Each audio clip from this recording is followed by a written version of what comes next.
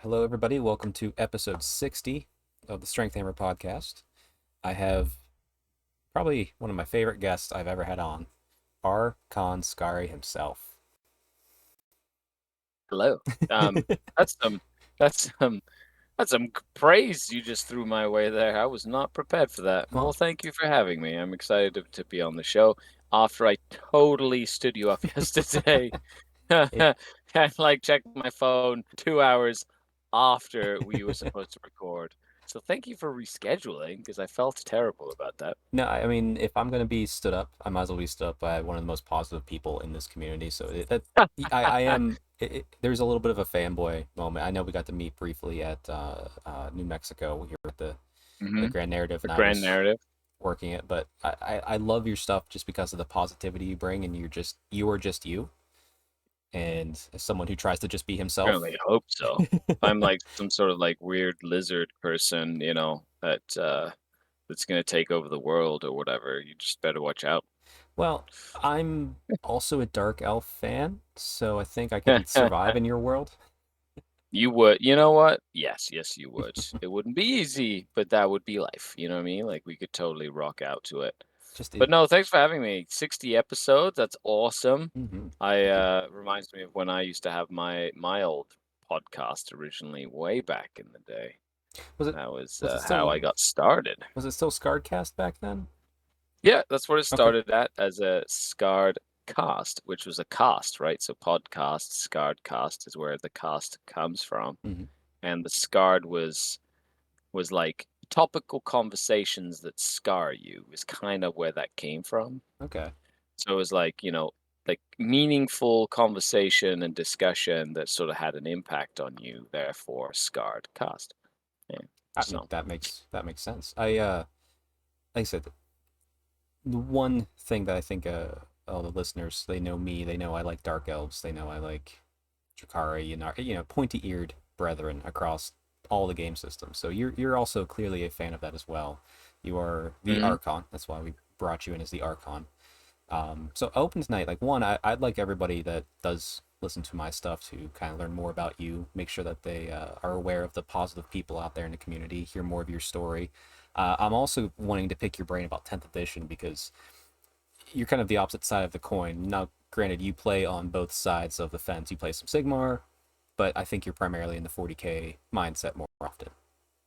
Yeah, and 40K is definitely my main game system. Mm-hmm. But ever since I started working and doing content with mini wargaming, um, I've been encouraged or directed to to learn and play a lot more Age of Sigmar. So week in and week out, even though my mentality and my thought process is very much more alongside the 40K development, I sometimes play more AOS than I do 40K just Interesting. because of like filming content with mini wargaming.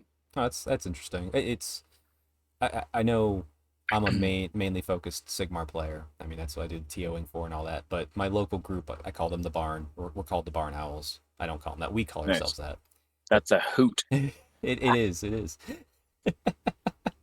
But they're mostly 40k focused, so I kind of understand sometimes necessity breeds. Like I want to play a game and they want to play 40k, so I'll put my Yanari on the board and have some fun. But I mean, Hmm. let's before we dive into your story, actually, I would very much like to have just a brief thought, and we'll dive deeper, I'm sure, in the conversation. Brief overview thought of what you think of the new edition of 40k overall as a whole. I know there's balancing issues, but it's a game. It's gonna happen. I'm not stressed about that. Yeah, neither am I. It is, you have a lot of folks, you have to understand that this edition is like the eighth edition of the game that I've played. Okay. So you have a lot in your So head. Yeah. Well, more that I've been through and I have experienced many edition changes. So I'm in like that privileged, like I guess, like status where like the change doesn't affect me as someone who like got into the game in like ninth edition, got really invested, bought a bunch of stuff, loved their like army's play style, and then all of a sudden that whole sort of play style gets tipped like over or changes, or their favorite unit is no longer like the best thing to take, or like and so it can be a little jarring, right? If Right. for someone who's kind of going through that for the first time. But this being my seventh edition change, right? I've been through that rodeo multiple times. So it's just another thing. Like it doesn't affect us veterans as much as it affects other people because we're just like jaded at this point. We just kind of, you know, we just go, yeah, whatever. And then people go, oh, but this is broken and that is broken. I'm like, yeah, but in like 3 weeks, it's They'll, 4 weeks. It's probably switch. not going to be, you know what I mean? And so why am I wasting energy just like getting all stressed out about it? And you know what I mean? It's like when Crusher Stampede was a thing, Hmm. to go on my first tangent of the Please. evening. When Crusher Stampede was a thing, or when like Busted Eldar was a thing, in ninth edition. Hmm. I didn't play like a single game against it, and so I was like very like nonchalantly, and I was like, if I play against it, I will. If I don't, I don't. I ended up like not playing against any of that thing once for like 4 months, and so on my end, I was like, even though some people were like, I play against it every week and it's terrible, and I'm like, you know, not the experience I had with that. Right. Right. Yeah, No, that's understandable. So I know, like right now, Eldar are pretty high up there on the list, but it's even still, I'm not winning all my games of 10th edition I've gotten to play so far with them, and I'm not saying I'm yep, having easy time doing it. So I do like that. That's a great approach to view it from. Like as a veteran, like I have other stuff I can bring to the table, but a new player, I could see where that would be the bigger stress within that hobby space of someone. So for yeah, sure, and when you've invested money, time, effort into making and something happen, blood and like you sweat want it, as you've represented recently. yeah, right, bloods. Oh yeah, You're yeah, you're cut okay. Yeah, myself you're with good. my hobby hands. Yeah, no, I'm good now, but let's just say that these hobby knives are very sharp, which was a good thing because the cut was very clean, but it's also like it felt like cutting into chicken is what it felt Oh like. no. Like that Yeah. texture. Anyway, let's just say, anyway, for all of you squeamish ones out there, welcome to the podcast. Um, yeah, no, so I understand. And as for like the new edition, I'm really excited about it. I've played multiple games with the new system of 40K, um, and I really like it. Yeah. It's fun, right? I enjoy it a lot. Yeah. That's my viewpoint of it right now. After the first two games, I got this opinion, and after four games, it's solidified. I'm enjoying it more than I have 40K in quite some time. Maybe since I actually enjoyed seventh, as odd as that sounds, but I'm a very casual player. Um, but this edition of 40K, there's a lot of it feels callbacks to the second edition of Age of Sigmar, which had lots of rerolls, lots Yeah. of tools like that in your belt, which I was a fan of. Age of Sigmar 2.0 was my favorite edition. So yeah, I'm very excited for where this is going to go and see how it's going to evolve. Now, I'm even more curious to see when the first codex comes out. Like what do Well, we get as that'll far as that's flavor? always Yeah, that's yeah, that's always like a big like I guess turning point, mhm, when it comes to how like an edition is going to play, right, because everything's fine and dandy and we're all like, "Oh yeah, this is a good thing and that's a good thing," or we're testing, one like this, that, and the other.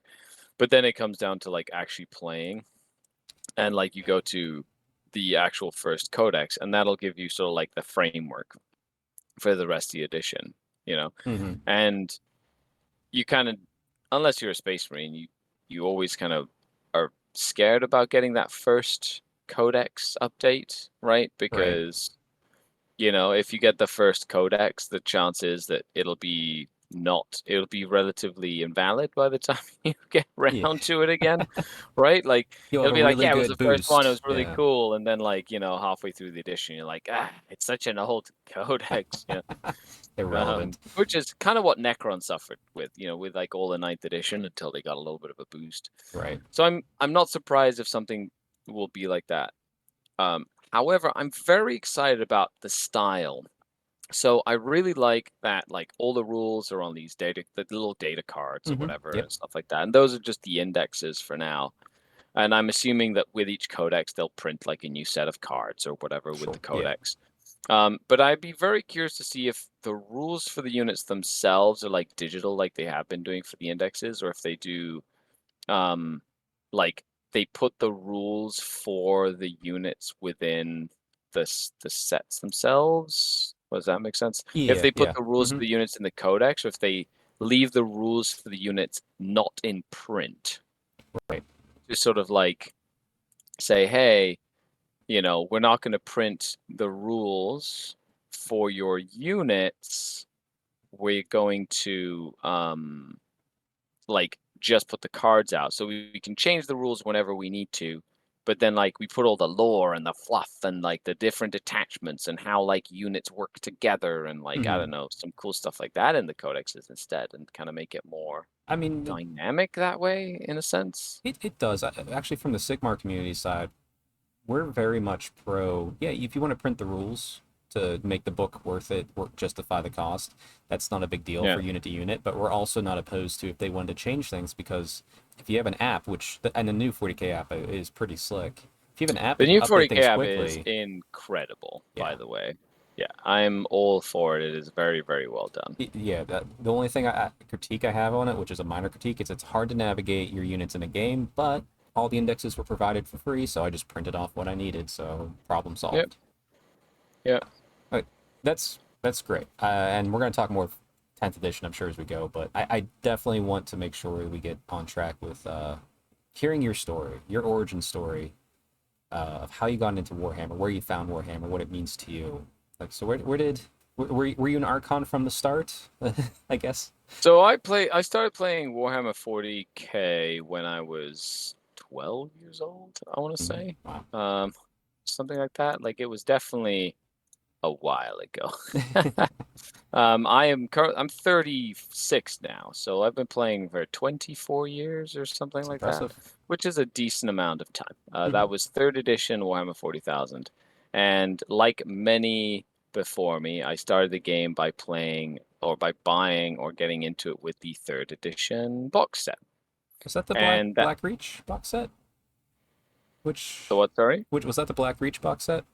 No, that was the no the it was the one that had the Black Templars versus the Dark Eldar. Okay, all right, starting to make sense now. Got it. Yeah. So it was like they're very old. It was a land speeder and like 10 Black Templars hmm versus like 20 Cabalite warriors. And that land speeder just tabled the just tabled them every single time. Like the land speeder was just like OP to Right. like nobody's business OP. Um and and so I played Black Templars. And that was mainly because they were I painted them what they looked like on the box, really. There was not really a frame of reference, and I was like a kid that just wanted to play a game, really. hmm I didn't really know much about it. And my brother and I started playing tabletop. Like we'd split the set and we played the set against each other all the time. And I kid you not, I probably read that rule book cover to cover like so many times because it was like I just loved looking at all the pictures and like it was just such a cool escape for me, hmm to be like, immersing myself in this really cool like universe, right? It was Right. grim dark. It was like had some crazy like stories, there was like stuff happening all the time with like well, events weren't really a thing back then, Right. but it just captivated my imagination wildly. Now, did you ever have when I first started 40k? There was such a sense of wonder due to the scale of it. Is what really kind of like hooked me. just how vast and big. Like that was it, the original blurb about, if something should happen to you, you will not be missed because there's uncountable Right. billions. And like just that sheer vastness was always so gripping to me, and it is weird because I feel like it's still there, but not anymore as I've grown more into it. Just Yeah, well, to be honest, like when I was a kid, like learning the game and stuff like that, I remember I remember essentially like because every page had one of these like very dystopian like quotes attached to it. Like the yeah, footnote on every page was like, "You're a worthless number in the giant cog of the machine," and it was British punk rock to the extreme. right, yeah, exactly. And like, I just remember memorizing like all of these just very dystopian quotes, Hmm. right? And the scale of it did like was always very like was definitely something that I remember affected me like Right. greatly. Was like you are like countless billions in a universe that doesn't give a crap about you or who you are Hmm. or like where you came from or whatever. And so, the Space Marine, like the descriptive nature of the game was just captivating, Hmm. right? It was just absolutely captivating for me. And then as you get older, you kind of like read it in like, a different light almost, right? Right. Yeah, you start, especially too as you get older, you start seeing the satire of things. You go, oh, I get different parts of it now. It is a yeah it the whole thing changes as you grow, but that's a good thing. That means you're growing as a human, I suppose. Yep. Okay. Well, that's in large quotation marks for all of us who kind True. of play the game. We're still definitely men, Hmm. like adult children in a way that play with toy soldiers and make pew pew noises and zoom zoom vroom vroom noises, as we like move our tanks across the battlefield, right? Absolutely. I mean, if you ever play KO, you have to make the flubber noise from the movie, just so you're This aware. Ooh. Yep, exactly. So, Yes, good old KO. Oh man. Anyway, and then from there, I started playing. I got into like I played Black Templars like religiously, essentially for until I was in my mid-20s, mainly because I couldn't afford anything else, I mean, So I fair, was yeah. like, I'm not going to buy another army. I can play one army, and that was one of the things that I guess shaped my game philosophy for many years to come, Okay. which is, yeah, the fact that I didn't have a budget to just buy whatever I wanted all the Right. time kind of forced me to learn how to get good with the stuff that I had. Right. And you've And that's just represented something. Team Canada for your country for ETC. Is that the name of it for the 40K side still? Yep. Okay. No, it's WTC. WTC. That's right. WTC is the name. Yeah. So yes, I am currently on the world team for Hmm. Team Canada for 40K. And the actual event is coming up this Ooh. August. That's, Yeah. yeah. We just had Yeah. our AOS Worlds, I think, a I month was ago. I So yeah. followed it on I Yep. followed it on Twitter.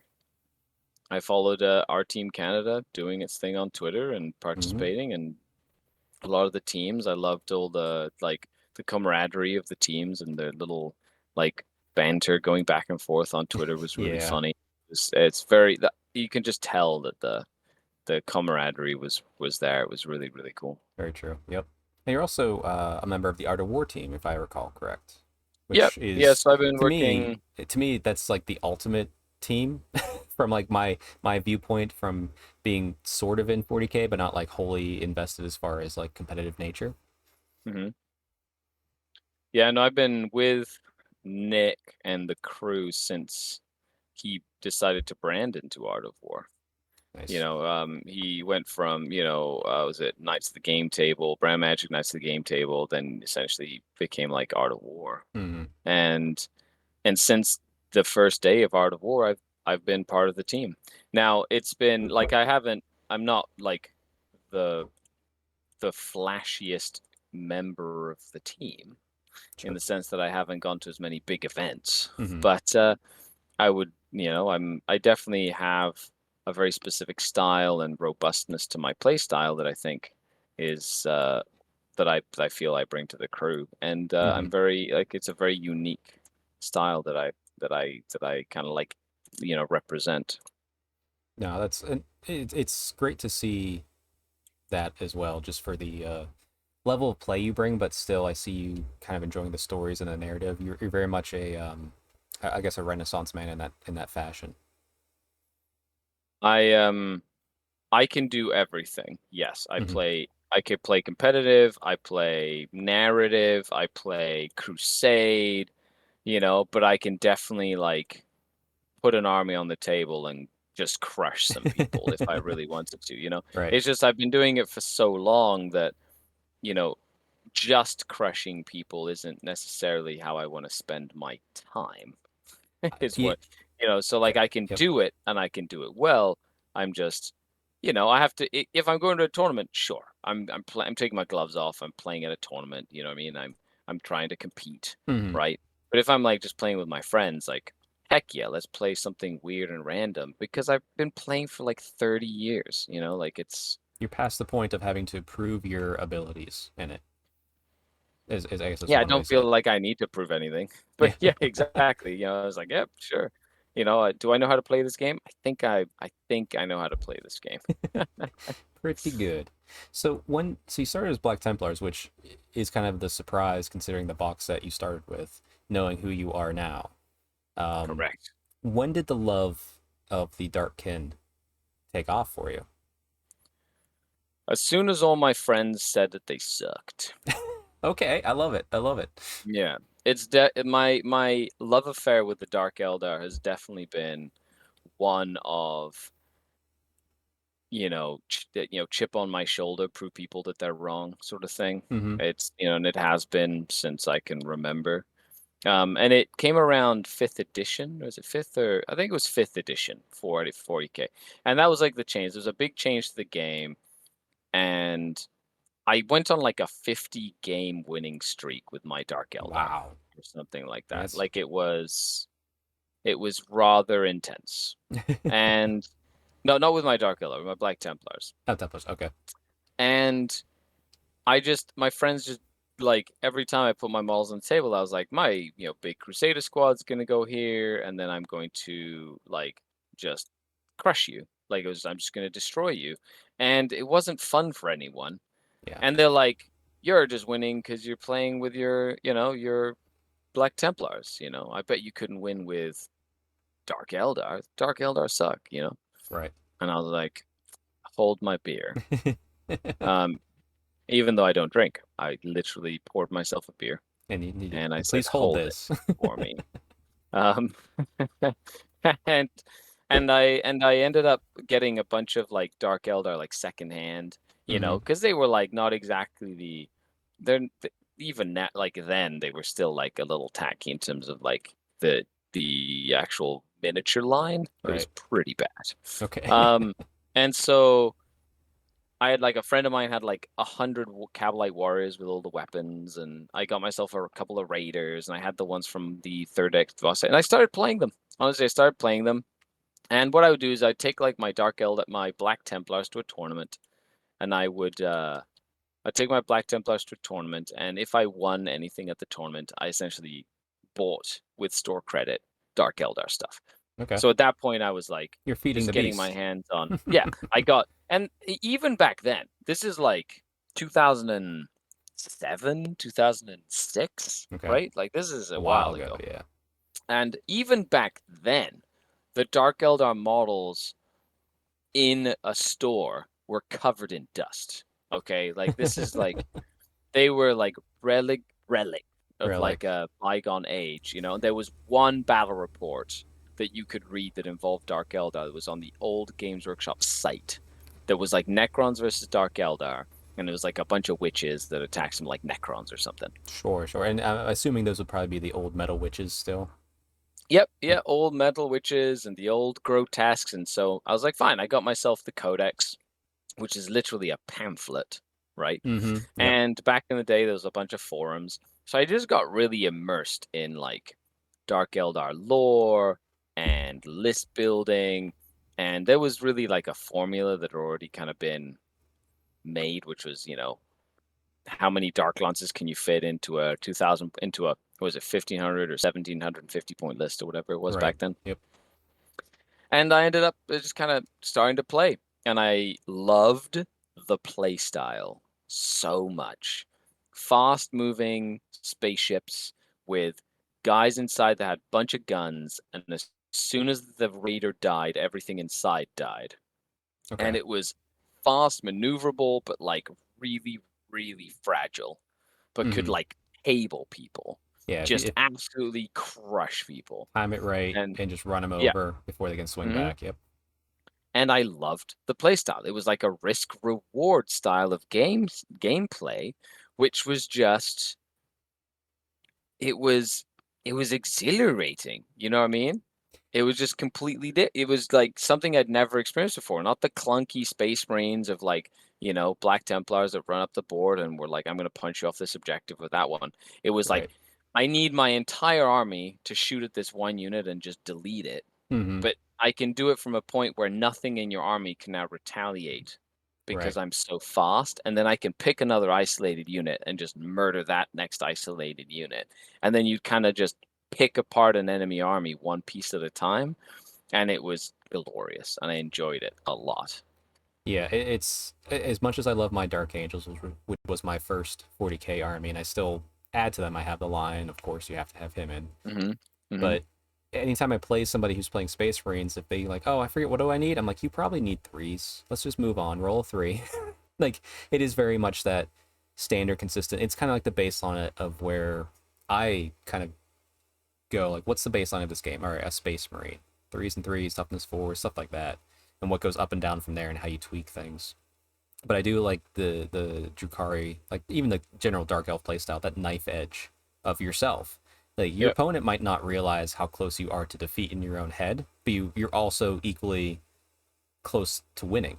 It's just Yep. how things are going to play out, and are you going to play it right? Which, so that's speaking from a fantasy side, but it feels like it was very similar for the Drukhari at that stage at least. Yeah, and there was some like key elements that you kind of, if you wanted to compete, you kind of had to take and use effectively, like the jet bike Archon and Hmm. yeah, Incubi, which was still really good Yeah. back then. Um, and Cabalite warriors were like the standard, but you didn't really have too many options. You ran Right. Ravagers, Raiders, and then maybe Witches. Right. Because And then an Venoms didn't Archon. exist yet, did they? Venoms didn't exist, right? Helions existed, but they were terrible. You never used them. Scourge existed, but they were terrible. You never used them either. So it was really just little squads of Cavalry Warriors and Raiders, maybe the odd small squad of Witches and Raiders. And it was like an MSU style build, and that was it. It was like everything was cheap, everything was expendable, but everything had a dark lance. And like if your opponent wasn't careful, you just tabled them. But if you weren't careful, like a bolter killed your entire army. Oh, jeez. Because they could just any bolter could kill any of your tanks, because you were open topped, Right. True. right? So like a lucky glancing hit that just hit a glancing, because back in the day you had armor values. So Hmm. you'd roll you'd have to roll on this chart to see what you do to a tank. And And if you were open topped, it was +1 to that roll. And so even a glancing hit could blow up your tank. now, did the Drukhari vehicles have front, rear, and side armor as well? Like Of the 10, yeah, there was okay, the same, and it it was the was same. the Okay. lightest armor in the Right. game. Okay, Yeah, I was wondering other how than a like that wrap. worked for that because I'm used Yeah, to the Rhinos and the Land Raiders because that's what I was playing at the time. But okay, yeah. And then dang, you had like Vecht, which was a special character, but he was so expensive you rarely took him, right. like things like that. And Drazar was okay, but it was really that Archon on a jet bike that pulled his weight. He was like the killy machine, basically. That's nice. Can you put an Archon? You can't do that now, can you? That's because Not anymore, there's ever no since model the for that. revamp. Yeah, Yeah, ever since the revamp. That's the one model I would love to see come back e- is an Archon on a jet bike. even more than Vecht. Even heck yeah, Vect is like so big. Like yeah, Vect would be cool. He'd be a great centerpiece. Mhm. Except put him on like a Tantalus instead of like a little raider. Right. Like make Yeah. him ride on a giant like Tantalus sized, with a full crew of like 20 people on this barge. As just having a big party, going on a real space raid or whatever. Um, But honestly, for like the average person playing the game, the jet bike Archon that can go around and just get stuck in and could like kill a demon prince in a single combat phase, Wow. Okay. that's what I miss. It's true. Make them scary because I mean, an Archon now, like I don't. I mean, I typically run witches anyway, but like I look at the Archon, I'm like, okay, you're fine. Like Yeah, I'm he not. kills infantry. Like he's Yeah, dangerous, He's but you put him into anything else, he's like, meh, yeah, yeah. whatever. He's not out there hunting monsters or taking on the big bads and swinging above his points value, which seems like Correct. he would do in the lore. Well, and in every other edition of the game, you know. Fair. So what was I guess what was the height then that you reached with the Drukari? As and you can interpret it however you want, whether it be competitive, narrative, or just your level of fun. Like what do you think was like the peak that you hit? I mean, there's more peaks to come. We're still living life. We're still young, but what's one of the peaks, I guess, with that army? Um, well, one of the biggest peaks has been, well, being a part of being able to be on Team Canada, Sure. and be able to essentially do coaching and content creation for a living. Hmm. Like that is my job, is just making content and videos and teaching folks how to play the game and how to become better at the game. And I couldn't do that if I didn't have a grasp of the game itself. And playing like the Dark Eldar, the Drukhari specifically, has given me a great like tool set that I can use with any faction. And I find that it's been any faction in any game system, whether it's AOS, whether it's 40K, whether it's Epic, whether it's 30K.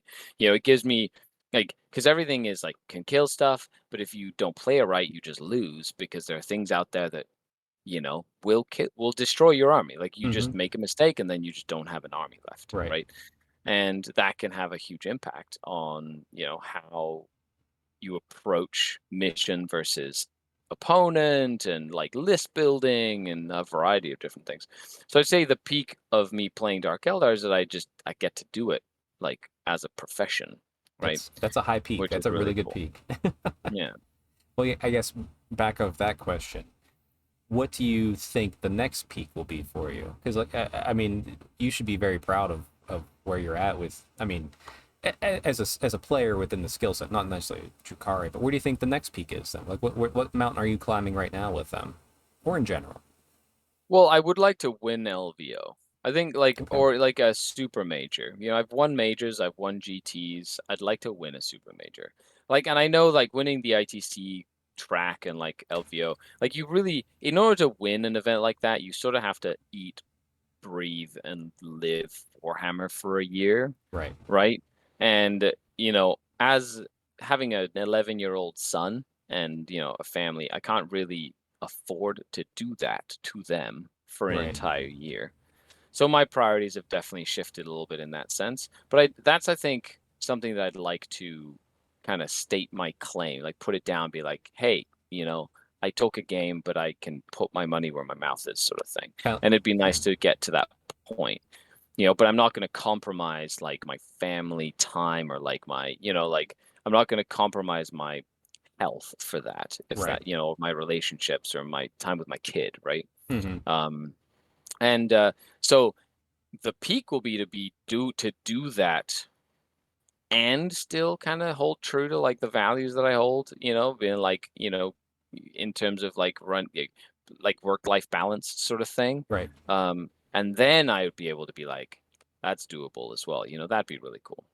Right. And I guess the blessing of this hobby that we all share is like since I do like a lot of like lifting stuff, I'm aware that in the next 20 or so years I'll not lift as heavy as I used to lift. Like that's just natural with age. But with Yeah. this game, it's not as Well, other not than yeah, standing up for 12 hours a day, at a GT or whatever, right. right? And You can play maybe for your a long back hurts time. a little bit and stuff. It's like as long as my mind is sharp, I'm going to be playing this game until I physically can't play this game anymore. Right. I know that this is something I can do because I enjoy painting, I enjoy collecting, I enjoy the hobby aspect of it, I enjoy the people, I enjoy hanging out with friends and building stories and narratives.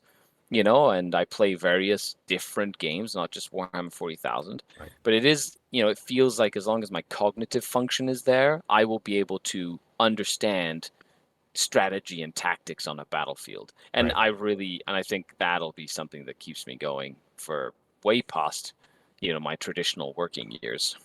For sure. And in the like I said, that's fun to see too, because like goals change and shift over time, but it's nice to have like those dreams of like this is what I want to do and still maintaining towards them, even if it's kind of like right now. I don't want to say it's on hold, but it's not your focus. Your focus is your family and your kid, which makes sense. I mean that's what it should be. But you might win LVO and your child's there with you, also playing in the tournament in 20 years' time, which would be a pretty cool thing. So Yeah, or he wins, and I get to cheer him on the sidelines. That'd that be really that'd be very cool. cool. Yeah. Just hope you don't have to play them in the final game, correct? I play him in the final, and if he beats me fair and square. You know what I mean? That's just how that goes. Pull no punches against your little one. No, that's it. If anything, he practiced with me to get to that point, so he knows the drill, and whether he wins or I win, like that's the mentality that we instilled would be happy for each other. It's awesome, and I do because there's always like a negative connotation. I think I hear it at least with the 40K side of things being not as chill as Sigmar and like a little bit more high stress. And I think it's because if you look at the bulk of a community, I mean, even in Sigmar, I think generally might be like a little bit more tamer, but maybe it's because we're smaller, we're more tight knit. Yeah. But I, having worked and gotten to meet a lot of high level, high skill players of the 40K community, blessing of the job. Like the Age of Sigmar guy gets to know 40K people. Have Archon Skari on his little podcast. Um, there's definitely like the people who have the most fun at this game always, no matter what system. I'm sure it's across every type of competitive thing. Is the people at the bottom and the people at the top, and those are usually the nicest, most relaxed people. It's the people fighting to get Hmm. like start getting What up we that leg call up. tryhards. Yeah, It's what we call sweaty tryhards. Like no insult to anybody who is a sweaty tryhard, yeah, of course. I'm just saying that yes, you are right. It's funny because the games at the top of a tournament, right, or the games that are right at the top are the ones that'll tend to be the cleanest, hmm, most communi communicatory, or whatever. right. Right, where there's like actual communication like levels and things like that. Um, and it's crazy how much of an impact like Just de-stress, or not de-stress, but like taking it easy like helps when you're trying to like play a game of Warhammer 3000. It's like when I worked in sales for like 7 years, hmm, you know. If you try to sell something in sales, you won't sell a thing. Like you just yeah. won't. No, yeah. Like, I live in sales now, so I completely understand. You can right. tell you can find the used car salesman a mile away, and you just walk away from them.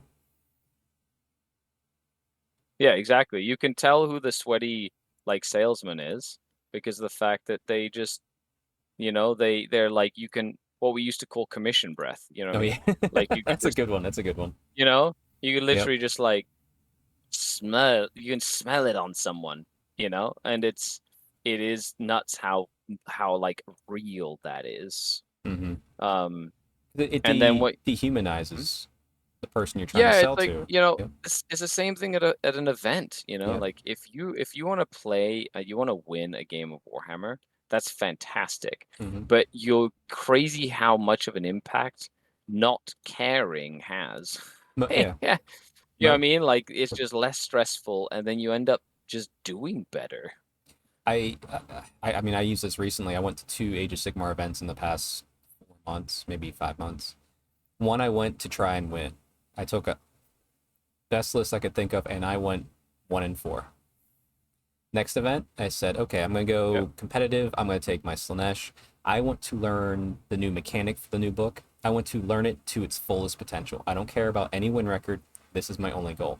I went 1-4 Yeah. and had the time of my life. So it's that Yeah. that was like a revelation moment for me recently specifically towards that. Like, what do I want out of this? And I think my priorities are shifting in a way. But Yeah. and to your And it's not points, a bad thing, you know no, what I no, mean? Like it's one of those things where as long as you are okay with what your thought process is, things will work out more than you think. right. And there's still that hurdle of not wanting to lose every game, but Yeah, of it's course. yeah, but it's finding that refining that balance. You'd be surprised. Most of the like a lot of the folks who we end up coaching, being like on the Art of War and Mhm. working with like a variety of different people, it's like, not everyone can go and win a GT. Right. It's just like it's not like not that it's not doable, it's very doable, but it's like not everyone's goal is Right. to go and just win a GT.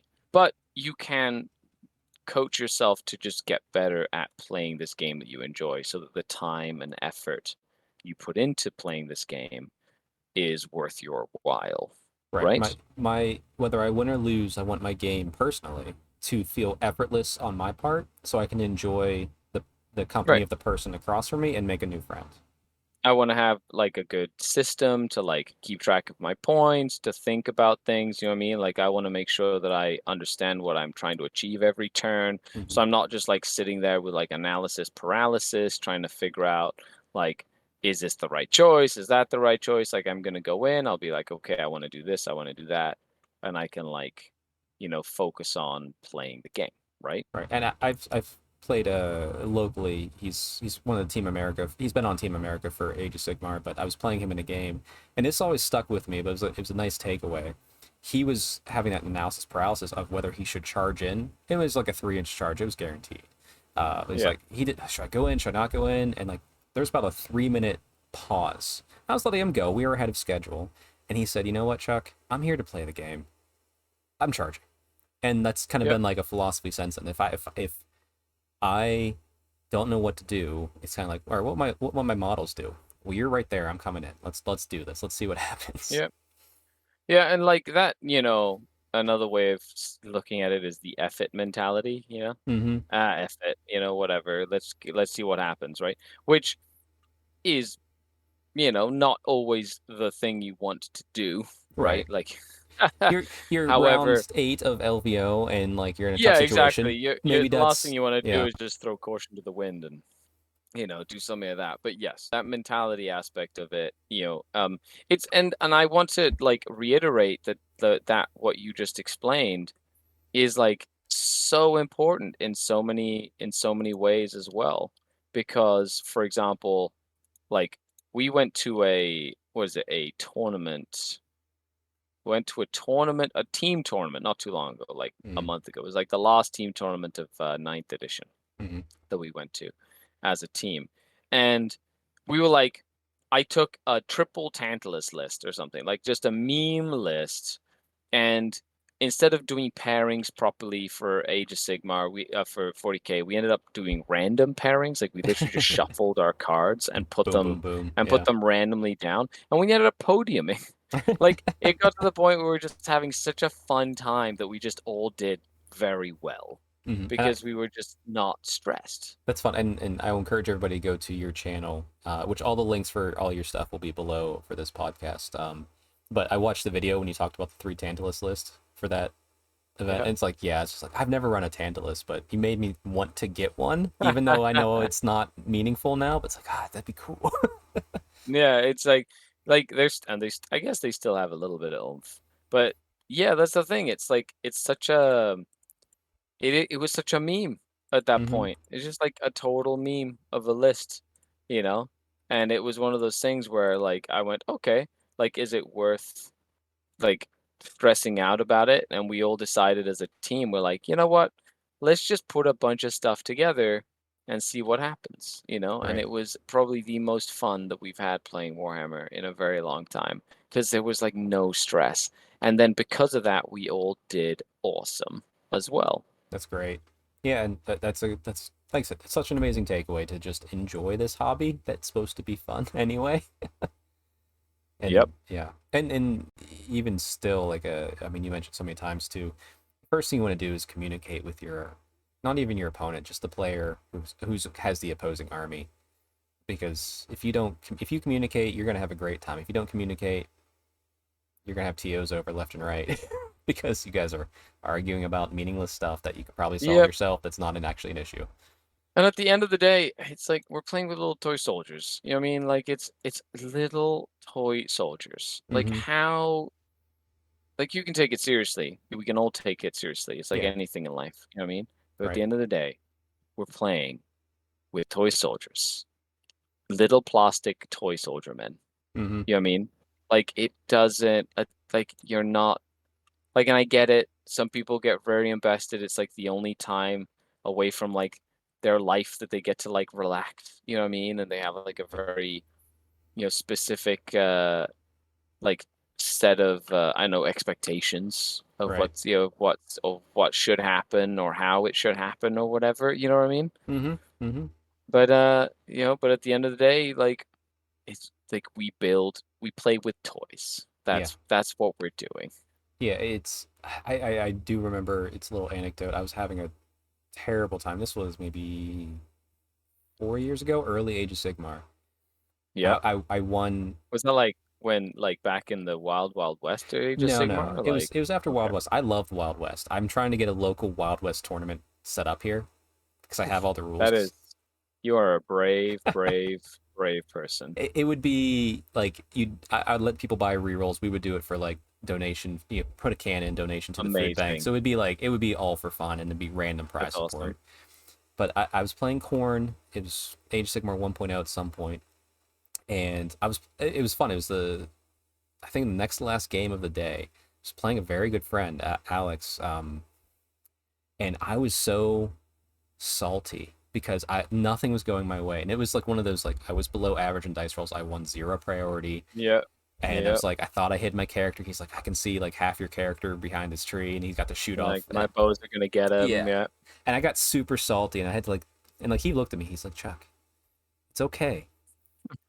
You right now, your most stressful situation in life is your plastic toys are dying. I'm like, you are right. In the grand Yep. scheme of It's where I such could a be in this true. world, I'm Yep. having the best day ever.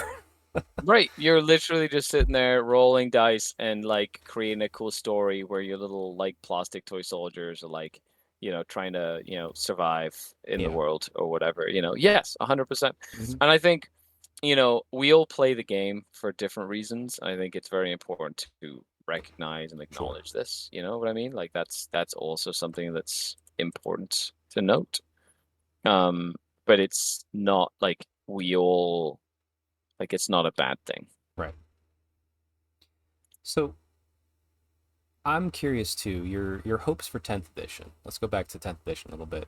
Um, where do you want this edition to go? Like what kind of turn, whether story or maybe meta, or even just focus specifically on your beloved Drukari? Like where do you want to see them throughout this ever-changing game within this edition?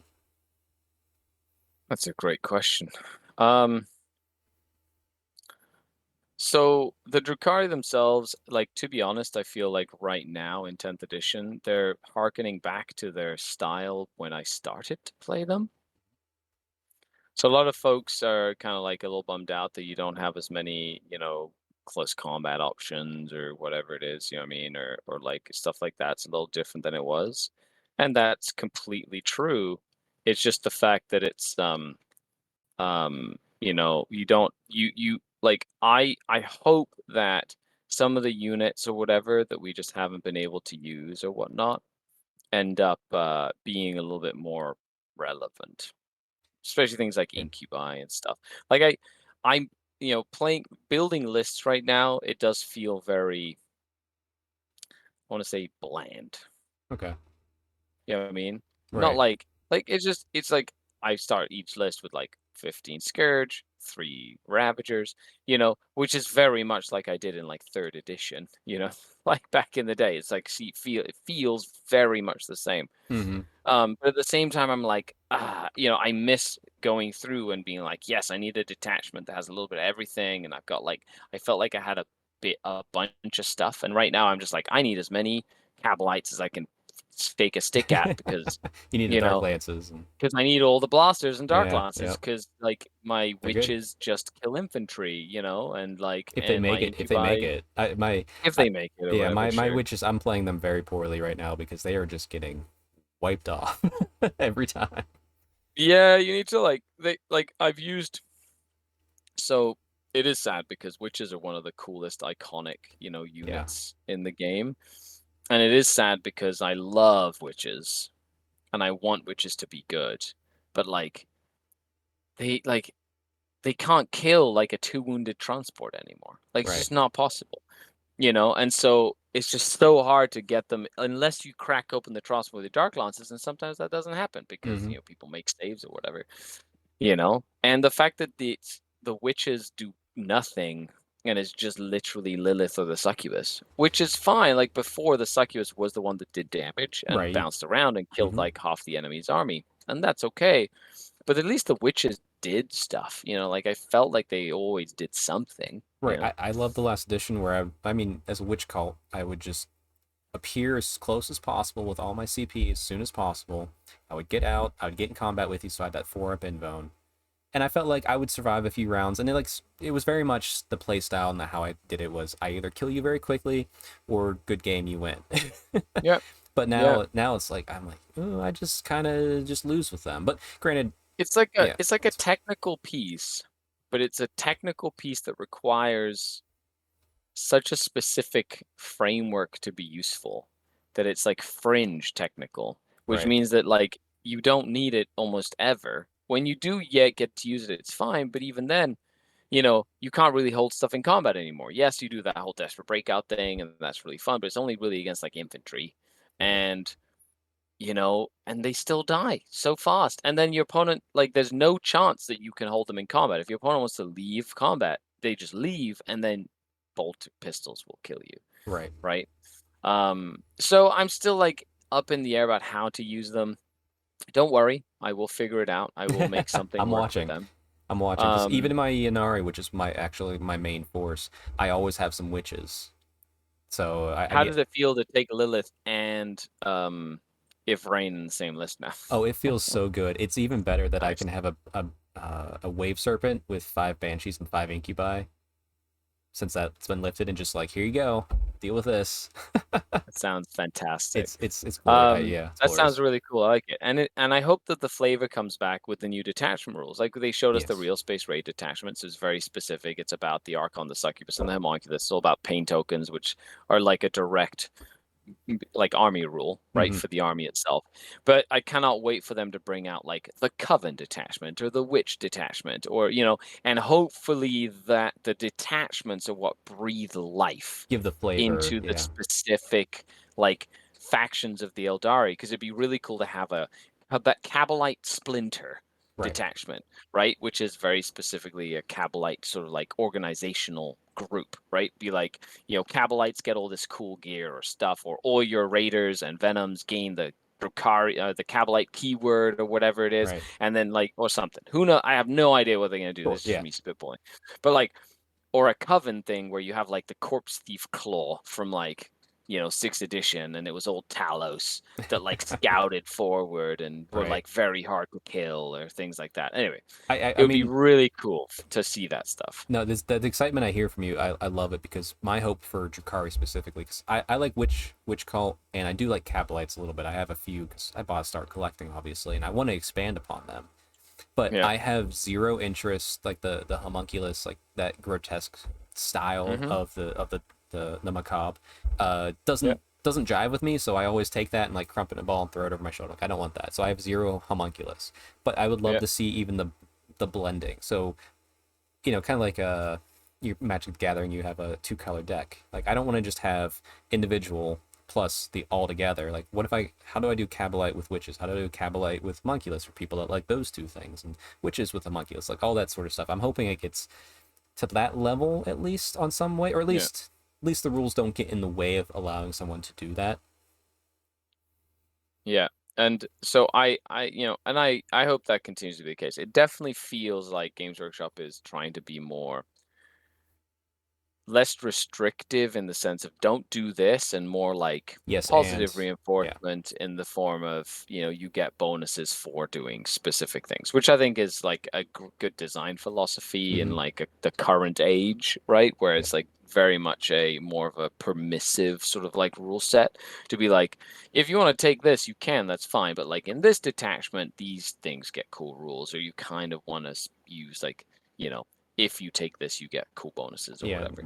Don't want the no Um, but. We want the yes and. Correct, exactly.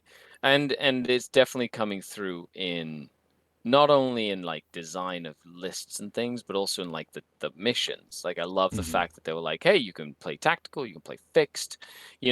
Some of the missions are kind of wonky and wacky, which I think is very good because coming from an Age of Sigmar background of me playing lots of Age of Sigmar, right? I love that the missions are very different. Like, Right. and the missions are they some list builds and some factions love some missions, where some missions are very tough for some other factions as Hmm. well. And I do like that as a balancing factor in the game that I think is also useful to see in 40K, Right. right? Yep. Like if you want to play the ritual or deploy servo skulls or whatever, like you have to build that sort of flexibility in your list build. If you build a very skewed list that can't get into the middle or has something that might be able to get into the middle to push a servo skull into your opponent's deployment zone, you're going to have a hard time scoring primary, Hmm. right? So you better have a plan for something like that if that's the case, right? Right. No, it is fun, and with Sigmar too. Like, there's so many missions that we have to, and you'll see if you ever look at Sigmar packs. We usually use the same 6 to 7 out of the course of it, because there is ones that get a little way too wonky. Like there is a level of wonkiness. I'm sure in 40K it's the same. Usually when I play 40K, I won't lie, it's just lining up, rolling dice, and killing my opponent because I'm very casual with local friends. Yep. But in Sigmar, there's a few missions on occasion that pop up says, "Hey, you don't have any sort of you can't put anyone in reserves." And Yep. some armies like Stormcast, that might be your thing. That might be your army's core rule that you have, and all of a sudden Yep. you can't use it. So we usually, as a community, throw those out. So I'm not sure, does 40K have anything similar to that, or is the Yeah, wonkiness well, there's more like constrained? missions like you can't forward deploy or infiltrate anything in the Oh, okay. game or whatever. There's like a specific mission. Some of them can be a little polarizing. See, I'm on the other side of that coin. I think that's good for the game, even though your core mechanic, might struggle in that mission. Knowing that that mission is a thing, you should build stuff into your list that helps you mitigate that mission Sure. if you want to be truly flexible. Yep. So, especially in a tournament environment, like if you're playing a pickup game, then whatever, you can play whatever you want. But if you're going to a tournament, you want to try and like, even if it's a bad mission for you, you should like, I Have a feel like path to it's victory. good to sort of like, yeah, it's good to sort of force people to think about what to do in that situation. And the people who can think about those bad situations better, tend to come out on top, right? And that's the Right. whole point of the competition itself. Very fair. Very fair. I do have a request of your Archon status within that sphere of the 40K community. That whether it's prayers or sacrifices to the almighty beings. To the muses. Yes. Could you make, and I only want one aspect of it. My favorite Drukari model, what always has sold me, like I love witches, because I'm obviously Mm. Daughters of Cain, but my favorite model that's always hooked me was the Void Raven Bomber. I have one. It's the first thing I put in every single list. Everything on that plane can be terrible, as long as we can get that bomb to drop and detonate always. I am so frustrated with that thing having only. It can do one mortal wound. It can do next to nothing. But I don't want to have to roll dice to see if my plane, whose lore is about bringing one bomb to the event, like he wants to bring this bomb. This whole plane is built around bringing this bomb and dropping this bomb. Oh look, that bomb didn't go off. It is the most frustrating and annoying piece of like incongruity between lore and rules that I've ever seen. And then even when it does go off, it is terrible. But if I could ask the Archon of anything, if you could put that out into the universe for me, just let my bomb go And off. make the bomb better. Well, the bomb isn't terrible right now. Well, It's I don't need it. okay. I don't need it to be great. I just need it to always happen that once per game. That's the Right. frustration. No, makes sense. You have to. You just need that. You just need to get yourself a special Skari dice. I do Keep it have in your one. back pocket, It's true. right? Keep it in your back pocket, nice and warm. And as long as you keep it in your back pocket and it's warmed up, boop, you just Okay. every time. All right. All right. I Just will. It's actually not. I can be your special. I'll sacrifice a chicken to Vector or something just to make sure that happens for you. I will do that because actually that dice I know where it's at all times. It's actually from There the you New go. Mexico event. It's in my trophy case. I have the Scotch glass that came with the event. I Yeah, have nice Scotch glass. Yep. my Catachan bandana, and sitting on top of that bandana in the middle is the Skari dice that you gave me whenever we got to meet briefly. That's the spirit. We'll get it. We'll get it. That's exciting. Well, to kind of respect the time and keep everything close to about an hour, I do have one more maybe question, and this can go a little bit deeper per se, but maybe near the end. The story of the Drukhari, and maybe the Eldari as a whole, because they're much more entwined now with the Inari being in presence. Where would you like to see an advancement on the lore end for the Drukhari in this edition? Hmm. Um. Well, Archon Skari needs to be canon. I think Yes, that's something that has to happen. Like he has to find a way to become canon in some like a paragraph in a book somewhere because that would it's be flippin' awesome. Okay, as just saying. someone who got his OC in his book for Daughters of Cain. What I can say is just reach out to the people that write the rules and say, hey, Well, if I please. if I knew who wrote the rules, I had their That's contact fair. information, I'd be all up on that. But Okay, community, find this, send it to Skari's way yeah, somehow, universe, because I agree. Like Archon Skari is a fixture in my mind when anytime I think of Drukhari, like I think about right, you and I'll look right, at your content. So yeah. I agree this needs to happen. I agree. It needs to be there. I even wrote a really cool story about it. I put it up on the blog Patreon page, whereas like the story of Argon Skari and his cabal. So it's a really cool little story. Mm, mm, mm, mm. Da ba da. And then is it that many more? Okay, yeah, makes sense. Too bad it's on a 4+. Okay. So I was just checking You if it checking would the be Road Raven? longer ruling. I Yeah. appreciate that. Thank you. Yeah, no worries. I was like, okay. So, just have to make sure it's like a nice packed area, Right. and Yeah. hopefully it'll happen at least once. Um, so the Argon Skari has to get in the lore, and B, I think it'd be really cool to see like the Dark Eldar like build sort of like a mirror Chimera in real space, or Ooh. use the Leviathan tendril fleets to like mess with someone. You know, Okay. like just literally be like open, like literally infest. I don't know, put like nodes on this planet, like or use pheromones from like captured gene stealers or something to like draw these Tyranids to like a planet, and wait till the whole like like this whole solar system is just filled with Tyranids, and then like I don't know, captured in like a stasis field that's like the size of the solar system, and then shrink it down to like a little pebble size, like Yeah. that you can put on like a ring or something, and let you have like a Tyranid invasion in a ring, Ring. and then like unleash it on like I don't know some craft world somewhere just for Even shits and giggles, even or just better, I just see like this happens like it cuts to like this epic scene of the Drukhari pulling this off, and even the laughing god maybe assisting for fun because it then cuts right, to of course. Magnus just chilling on his planet or Fulgrim on his planet doing nothing, and all of a sudden like what's that, and that's how Fulgrim Yeah, comes out. right. Right.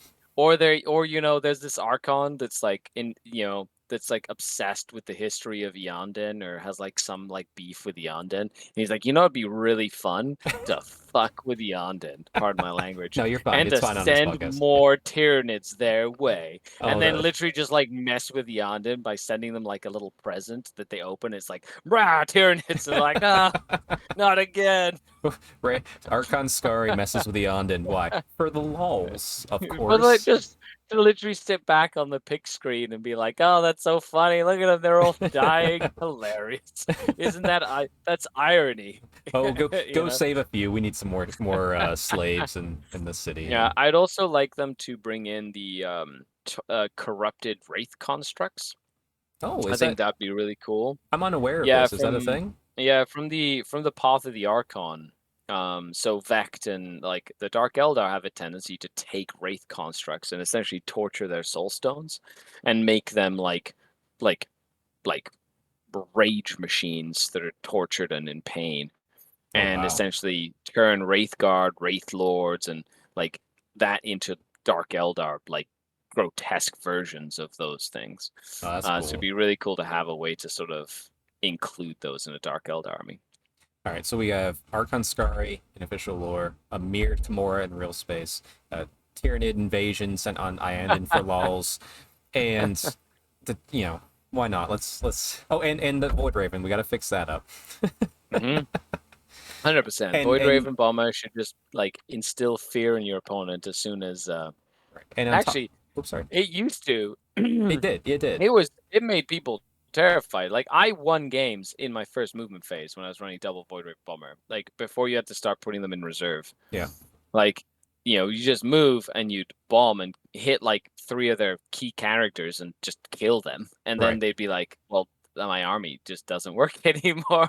You're like, I know, that's why the bombs went there. That's exactly why. Yeah. It I, actually, the bomber wouldn't be a bad idea into lone operatives. It'd be a fantastic way of murdering lone operatives because now mm, characters have like 3 or 4 wounds, maybe yeah, tops. So like being able to go in and bomb a Calidus assassin, or just kill like that death jester and that's near some stuff, or Hexmark destroyer or whatever. That'd be really cool. it would be. No, I mean, I'll keep playing with it. I'll find the path, but yeah, it's Just you great. have to rapid ingress it every game, right? So like Yeah, you have to rapid ingress it to line up the bomb properly. So you wait for your opponent's second turn, then you rapid ingress it, and then you line up your bomb because it has unlimited movement. So you can put it way right. in the back of the board. Just make sure you line up the bomb properly. Then in your turn, boom, bomb, and then you can like shoot something or whatever. And then use the Skari dice, and we go to town. That's right. Also, we want a full range refresh. Why not? Let's throw that out there. Yep, absolutely. Just Where's my decapitator? Okay, I want the decapitator as a model. it's just having played with the new Eldari kits a little bit and seeing what the Autark kit looks like. Man, can you imagine an Mm-hmm. Archon kit being made right now? Ah, it'd be so cool. Mm. Also I'd like rules for this kill team set that I have. The ones with the Oh birds yeah, and the Dark Eldar kill team set. They don't actually have like. Why did Corsairs get a cool like data slate and none of my like these guys could have been Trueborn? it, You could make them something fancy, but absolutely. no. Yep. Actually, speaking of which, How? why can't I run my Corsairs in my Yanari anymore? What's up with that? Come on. Mm, I know Corsairs don't like it, Rain. What is this madness? Sure. Oh well. I can't take Corsairs and put them in a Venom or Raider anymore. Oh, you that's gone to. Yeah, because Yeah. they're not Yeah, Drukhari. They they're don't not have the Drakari Drukhari anymore. Yeah, they keyword. lost that. They can't get into a transport. Oh, You they know can go what? into a wave turbine. I think if you listen this long, you now realize 10th edition's trash. They're out the window. Let's go for 11th. Come on, 11th Yeah. edition. Yeah, that's Uh, right. Let's but all play Age of Sigmar in the meantime, or Epic, because apparently that's back, and that is amazing. Epic is back. Although I'm waiting for the new Cities of Sigmar models. Those look incredible. Why do they make me want to spend more money? I know, I know. Plus, we got Old World at some point in the future. I'm trying to figure out that army. I'm still waffling, but we'll see. My Tomb Kings are sitting in a box, Nice. Just just waiting. chomping at the bit, just waiting to come out of their stasis tomb, and just like I just need to put them all on the new bases apparently. But I Yeah, have like my thousands of points of Tomb Kings yeah. waiting, just waiting. Just and honestly, release that base size increase, and I can get going to. I can make a decision, go to town.